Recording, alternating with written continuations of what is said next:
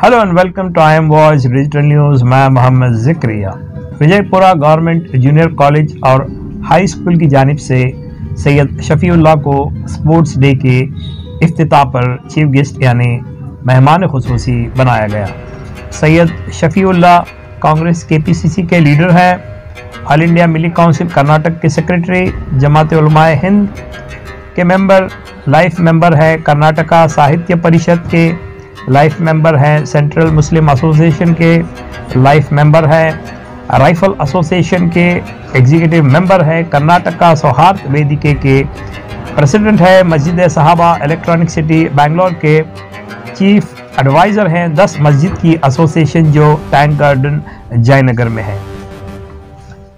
इस sports day में विजयपुरा होबली के 55 स्कूलों ने हिस्सा लिया है। सैयद शफ़ीउल्लाह ने इस इवेंट का इनाग्रेशन दीप जलाकर, परिंदों को आज़ाद करके और मशाल जलाकर किया है। वाज़ेह रहे कि सैयद शफ़ीउल्लाह अपने कॉलेज की पढ़ाई से कबल विजयपुरा की जूनियर कॉलेज और हाई स्कूल में अपनी तालीमात हासिल की थी। सैयद शफ़ीउल्लाह की समाजी खिदमत, सियासी दूरअंदेशी और ज़रूरतमंद तालिब इल्म की वक्तन फ़वक्तन मदद करने पर स्कूल की जानिब से मेहमान खुसूसी बनाया गया है। आइए देखते हैं आई एम वॉइस डिजिटल न्यूज़ की ये खास रिपोर्ट।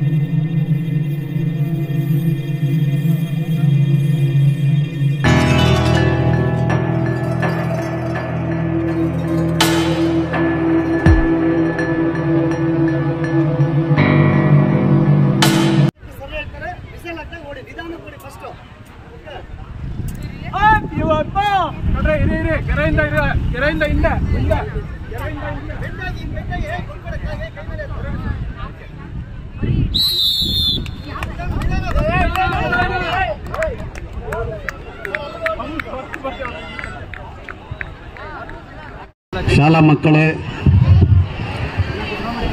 ಶಿಕ್ಷಕರೇ ಹಾಗೂ ಇದರಲ್ಲಿ ಪ್ರಮುಖವಾಗಿ ಫಿಸಿಕಲ್ ಟೀಚರ್ಸ್, ದೈಹಿಕ ಶಿಕ್ಷಕರು, ಅವರು ತಯಾರು ಮಾಡಿ ಮಕ್ಕಳಿಗೆ ತಂದ್ರೇ ಸ್ಪೋರ್ಟ್ಸಲ್ಲಿ ಭಾಗವಹಿಸೋಕ್ಕಾಗೋದು.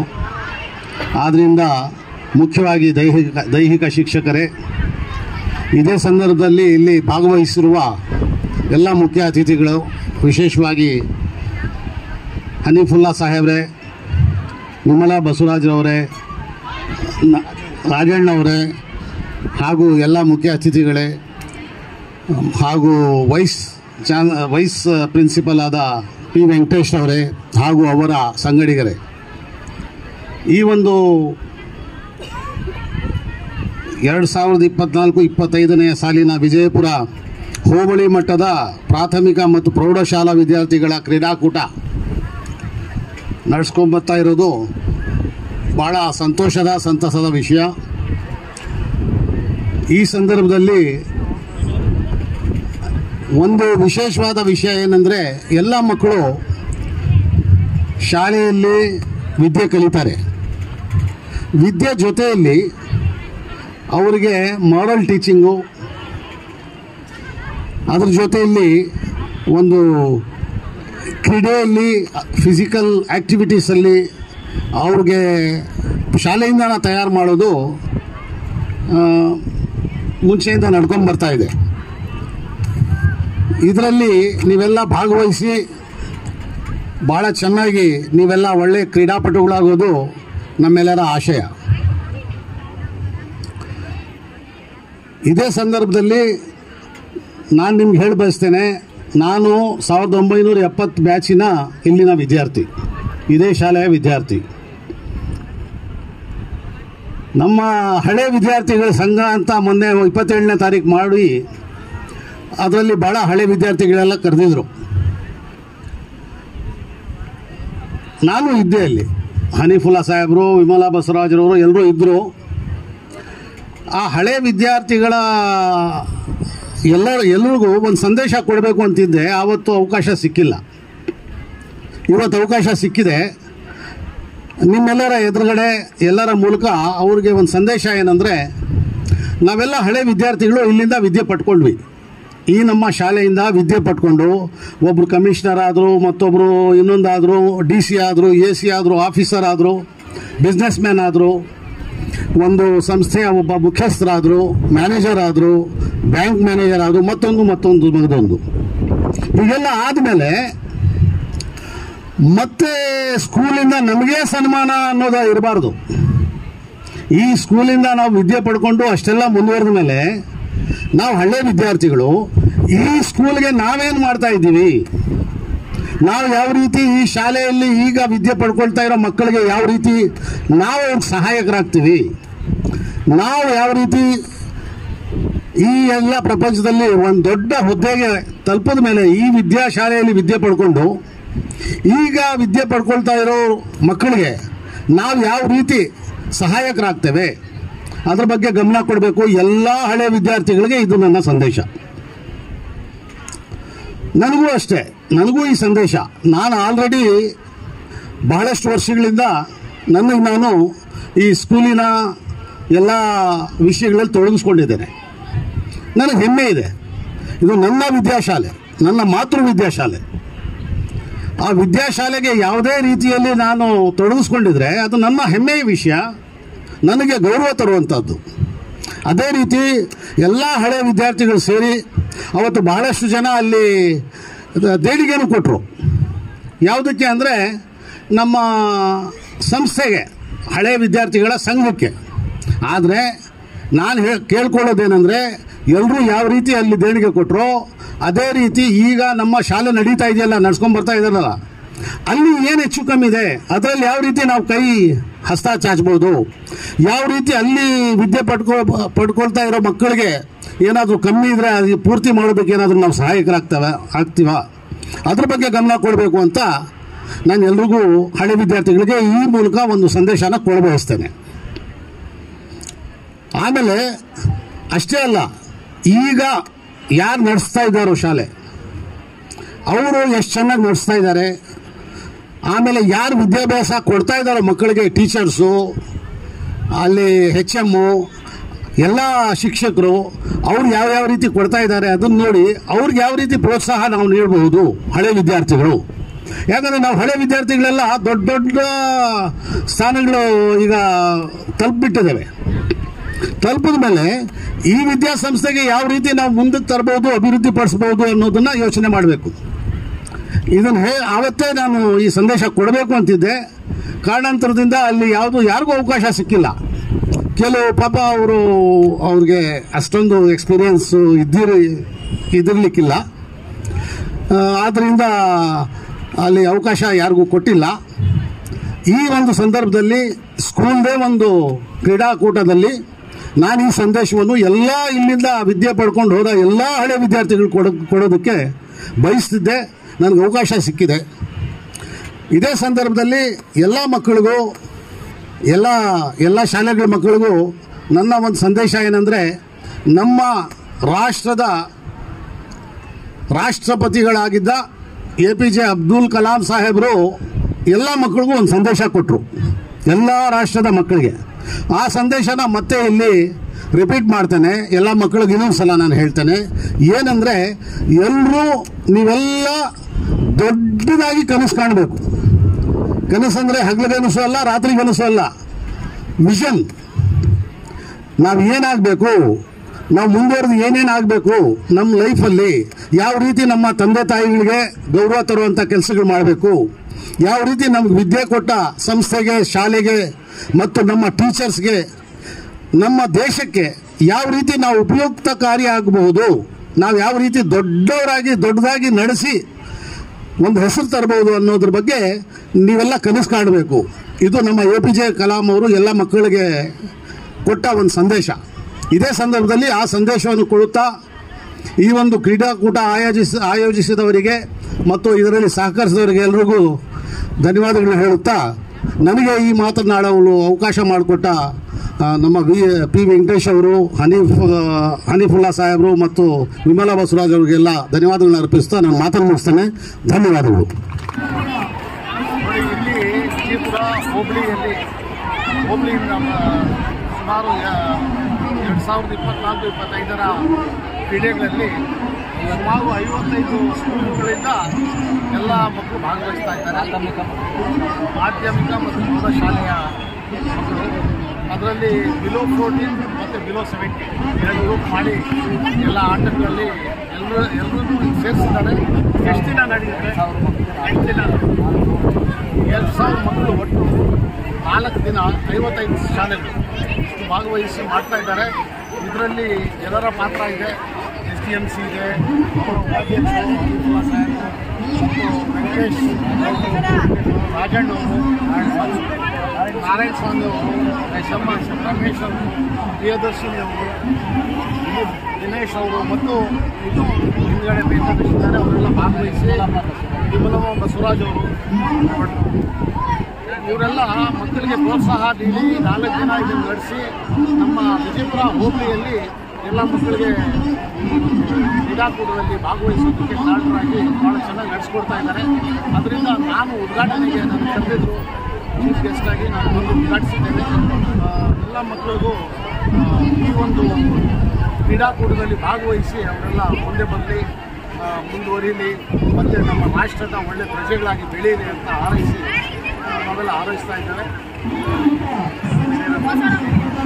ಸರ್, ಇದು ಈ ಸ್ಟೂಡೆಂಟ್ಸ್ ಇದ್ದಾರಲ್ಲ, ಸ್ಟೂಡೆಂಟ್ಸ್ಗೆ ಏನು ಮೆಸೇಜ್ ಕೊಡೋಕ್ಕೆ ಇಷ್ಟಪಡ್ತೀರಾ ನೀವು? ನೋಡಿ, ಸ್ಟೂಡೆಂಟ್ಸ್ಗೆ ಒಂದು ಮೆಸೇಜ್ ಅಂದರೆ ನಮ್ಮ SDMC ಉಪಾಧ್ಯಕ್ಷರು ಹನೀಫುಲ್ಲಾ ಸಾಹೇಬ್ ಭಾಳ ಒಳ್ಳೆಯ ಮೆಸೇಜ್ ಕೊಡ್ತೀವಿ. ಏನಂದರೆ, ಈ ಸಮಯದಲ್ಲಿ ಭಾಳಷ್ಟು ಮಕ್ಕಳು ಮನೆಯಲ್ಲಿ ಬೇರೆ ಕೆಲಸಗಳಿಲ್ಲ, ಸಾಮಾನ್ಯವಾಗಿ ಕಂಪ್ಯೂಟ್ರು ಮತ್ತು ಫೋನಲ್ಲಿರ್ತಾರೆ. ದೈಹಿಕ ಒಂದು ಎಕ್ಸಸೈಸ್ ಅನ್ನೋದು ಜಾಸ್ತಿ ಹೆಚ್ಕೊಂಡಿರಲ್ಲ. ಆದ್ದರಿಂದ ಶಾಲೆಯಲ್ಲಿ ಸಿಗೋ ಒಂದು ಅವಕಾಶನ ಬಳಸ್ಕೊಂಡು ದೈಹಿಕವಾಗಿ ಚೆನ್ನಾಗಿ ಬೆಳೆಯೋದಕ್ಕೆ ಮತ್ತು ಆರೋಗ್ಯನ ಕಾಪಾಡಿಕೊಳ್ಳೋದಕ್ಕೆ ಮತ್ತು ದೈಹಿಕವಾಗಿ ಚೆನ್ನಾಗಿ ಬೆಳವಣಿಗೆ ಪಡ್ಕೊಳ್ಳೋದಕ್ಕೆ ಅನಾರೋಗ್ಯಕ್ಕೆ ತುತ್ತಾಗದಿರ ಇರೋದಕ್ಕೆ ಏನೇನು ಬೇಕು ಅದೆಲ್ಲ ಮಾಡ್ಕೊಳ್ಳೋದಕ್ಕೆ ಈ ಶಾಲೆಯಲ್ಲಿ ಆಯೋಜಿಸಲಾಗಿರುವ ಕ್ರೀಡಾಕೂಟದಲ್ಲಿ ಒಳ್ಳೆ ಚೆನ್ನಾಗಿ ಭಾಗವಹಿಸಬೇಕು. ಎಲ್ಲ ಕ್ರೀಡೆಗಳಲ್ಲಿ ಭಾಗವಹಿಸಿ ಕಂಪ್ಯೂಟರಿಂದ ಸ್ವಲ್ಪ ದೂರ ಬಂದು ಇದರಲ್ಲಿ ಚೆನ್ನಾಗಿ ಭಾಗವಹಿಸಿ ಇದರಿಂದ ಮುಂದುವರಿರಿ, ನಮ್ಮ ಆರೋಗ್ಯವನ್ನು ಕಾಪಾಡ್ಕೊಳ್ಳಿ. ಮತ್ತು ಅದೇ ರೀತಿಯಲ್ಲಿ ಚೆನ್ನಾಗಿ ಓದಲ್ಲೂ ಚೆನ್ನಾಗಿ ಮನಸ್ಸಿಟ್ಟು ಓದ್ಬಿಟ್ಟು ನಮ್ಮ ದೇಶಕ್ಕೆ ಒಂದು ಒಳ್ಳೆ ಪ್ರಜೆಗಳಾಗಿ ಹೊರಹೊಮ್ಮಿ ಅಂತ ಒಂದು ಮೆಸೇಜ್ ಕೊಡ್ತಾರೆ. ಅದೇ ಮೆಸೇಜ್ ಮಾಡ್ತಾ 2024-25 ಹೋಬಳಿ ಮಟ್ಟದ ಕ್ರೀಡಾಕೂಟ. ಈ ಕ್ರೀಡಾಕೂಟದಲ್ಲಿ ಸುಮಾರು 52 ಖಾಸಗಿ ಅನುದಾನಿತ ಮತ್ತು ಸರ್ಕಾರಿ ಶಾಲೆಯ 2,000 ಜನ ಮಕ್ಕಳು ಭಾಗವಹಿಸಿದ್ದಾರೆ. ಈ ಒಂದು ಕ್ರೀಡಾಕೂಟ ಯಶಸ್ವಿಯಾಗಲಿ ಅಂತಕ್ಕಂಥದ್ದು ಹಾರೈಸುವ ಜೊತೆಯಲ್ಲಿ ಮಕ್ಕಳ ಆರೋಗ್ಯ ಸುಧಾರಿಸಲಿ ಅಂತಕ್ಕಂಥ ಮಾತು. ಯಾಕಂತ ಹೇಳಿದ್ರೆ ನಮ್ಮ ಒಂದು 25-30 ವರ್ಷಗಳ ಹಿಂದಿನ ಮನುಷ್ಯನ ಏನು ಜೀವನ ಪ್ರತಿನಿತ್ಯದ ಕ್ರಿಯೆ ನೋಡಿದ್ರೆ ಸಾಕಷ್ಟು ವ್ಯಾಯಾಮ ಆಗ್ತಾ ಇತ್ತು.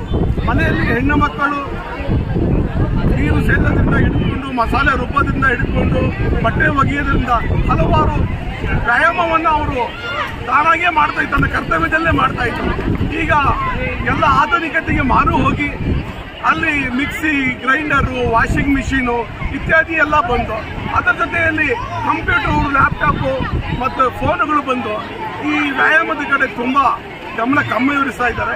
ಅದೇ ರೀತಿ ಗಂಡು ಮಕ್ಕಳು ಸಹ ಅವರು ಕಬಡ್ಡಿ, ಖೋ ಖೋ ಮತ್ತು ತನ್ನ ಮನೆಯ ಕಾರ್ಯಕ್ರಮ ಇರ್ತಕ್ಕಂತಹ ಏನು ಹೊಲ ಗದ್ದೆ, ಹಸು, ದನಕರುಗಳು ಇತ್ಯಾದಿಗಳಲ್ಲಿ ನಮ್ಮ ಸಾಕಷ್ಟು ವ್ಯಾಯಾಮವನ್ನು ಮಾಡ್ತಾ ಇದ್ರು. ಜೊತೆಯಲ್ಲಿ ಕ್ರೀಡೆಯಲ್ಲಿ ಸಹ ಭಾಗವಹಿಸ್ತಾ ಇದ್ರು. ಇವಾಗ ಕಂಪ್ಯೂಟರ್ ಬಂದ್ಬಿಟ್ಟು ಕಂಪ್ಯೂಟರ್ ಮುಂದೆ ಕೂತ್ಕೊಂಡು ತಮ್ಮ ಆರೋಗ್ಯದ ಕಡೆ ತುಂಬ ಕಮ್ಮಿ ಅವರು ನೋಡ್ತಾ ಇದ್ದಾರೆ. ಆ ಕಡೆ ಗಮನ ಜಾಸ್ತಿ ಹರಿಸಬೇಕು, ಅದು ಅತಿ ಮುಖ್ಯವಾಗಿರ್ತಕ್ಕಂಥದ್ದು. ಈಗ ನಮ್ಮಲ್ಲಿ ಏನಾಗಿದೆ, ಏಮ್ಸ್ ಅವರು ಒಂದು ರಿಪೋರ್ಟ್ ಕೊಟ್ಟಿದ್ದಾರೆ. ಆಲ್ ಇಂಡಿಯಾ ವೈದ್ಯಕೀಯ ಸಂಸ್ಥೆ ಅವರು ಏನಪ್ಪ ಅಂದರೆ, ಏನೋ 25-30 ವರ್ಷಗಳ ಹಿಂದೆ ಮನುಷ್ಯನಿಗೆ 50 ವರ್ಷಗಳ ನಂತರ ಬರ್ತಕ್ಕಂಥ ರೋಗ ರುಜಿನಗಳು ಇವತ್ತು 20 ವರ್ಷದಲ್ಲೇ ಪ್ರಾರಂಭ ಆಗ್ತಾ ಇದೆ ಅಂತಕ್ಕಂಥದ್ದು. ಇದನ್ನು ತಡೆಗಟ್ಟಬೇಕಾದರೆ ವ್ಯಾಯಾಮ ಅತಿ ಮುಖ್ಯ. ಅದಕ್ಕೋಸ್ಕರ ಇಲ್ಲಿರ್ತಕ್ಕಂಥ ಕ್ರೀಡಾಕೂಟಗಳಲ್ಲಿ ಭಾಗವಹಿಸಿ ತಮ್ಮ ಕ್ರೀಡಾಕೂಟದಲ್ಲಿ ಭಾಗವಹಿಸಿ ತಮ್ಮ ವ್ಯಾಯಾಮದ ಜೊತೆಯಲ್ಲಿ ತಮ್ಮ ಜೀವನದ ಏನು ಗುರಿ ಇದೆ, ಆರೋಗ್ಯವನ್ನು ಕಾಪಾಡ್ಕೊಳ್ಬೇಕು ಅಂತಕ್ಕಂಥದ್ದು ಈ ಮಕ್ಕಳಿಗೆ ಹೇಳ್ತೀನಿ. ನನ್ನ ಹೆಸರು AR ಹನೀಫುಲ್ಲಾ ಅಂತ, SDMC ಉಪಾಧ್ಯಕ್ಷ ಮತ್ತು ವಿಜಯಪುರ ಪುರಸಭೆಯ ಸದಸ್ಯ.